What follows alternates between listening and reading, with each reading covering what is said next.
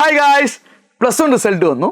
നിങ്ങൾക്ക് കിട്ടിയ മാർക്ക് നല്ലതാണോ എന്നുള്ളൊരു കൺഫ്യൂഷനിലായിരിക്കും പലരും ഉണ്ടാവുക. അല്ലെങ്കിൽ എൻ്റെ ഒരു ആവറേജ് ആണോ ബിലോ ആവറേജ് എന്നൊക്കെ നോക്കുമ്പോൾ പലപ്പോഴും നമ്മൾ പെർസെൻറ്റേജ് കണക്കാണ് പറയാറ്. അല്ലെങ്കിൽ നമ്മൾ അമ്മാവനൊക്കെ ഒന്ന് ചോദിക്കില്ല എത്ര പെർസെൻറ്റേജ് ആണ് എൻ്റെ മോക്ക് 99.99 എന്നൊക്കെ പറയുമ്പോൾ നമുക്കൊരു വരാണ്ട് അല്ലേ.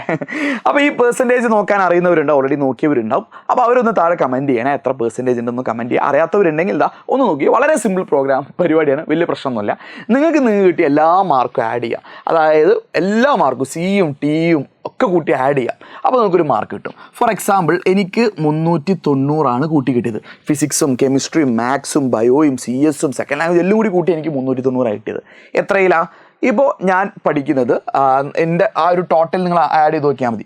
ടോട്ടൽ ആഡ് ചെയ്ത് നോക്കിയാൽ 520 ആയിരിക്കും മെജോറിറ്റി പേർക്ക് കേട്ടോ. ലാബുള്ള വിഷയങ്ങളിലെ സയൻസ് കുട്ടിയൊക്കെ കാണാൻ 520 ആയിരിക്കും +1 മാർക്ക് ഉണ്ടാവുക. എന്നാൽ ലാബ് ഇല്ലാത്ത ചില കുട്ടികളുണ്ടാവും. അപ്പോൾ ചില കുട്ടികൾക്ക് ചിലപ്പോൾ എന്ത് വരാം, ഒരു 540 വരാം.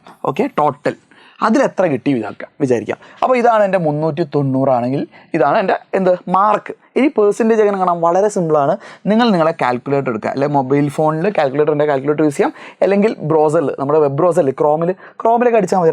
390നെ 520 കൊണ്ട് ഡിവൈഡ് ചെയ്യുക. എന്നിട്ട് എന്ത് ചെയ്താൽ മതി, അപ്പോൾ ഒരു വാല്യൂ കിട്ടും.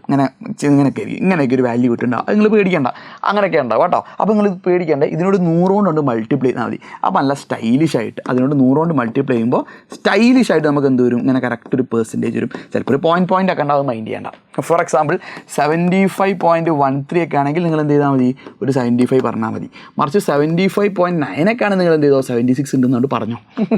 No worries, okay, don't worry. അപ്പോൾ ഇതേപോലെ തന്നെയാണ് ബാക്കിയുള്ള കേസിലും. അപ്പോൾ പെർസെൻറ്റേജ് ആണ് വളരെ സിമ്പിൾ പരിപാടിയാണ്, ഡോണ്ട് വറി. അപ്പോൾ കണ്ടവരൊന്ന് താഴെ കമൻറ്റ് ചെയ്ത് നിങ്ങൾക്ക് എത്ര പെർസെൻറ്റേജ് ഉണ്ടെന്ന് മാക്സിമം ഫ്രണ്ട്സിന് ഷെയർ ചെയ്യുക. കൂടുതൽ ഹെൽപ്ഫുൾ ടിപ്സിനും വീഡിയോസിനും ഈ ചാനൽ സബ്സ്ക്രൈബ് ചെയ്യുക.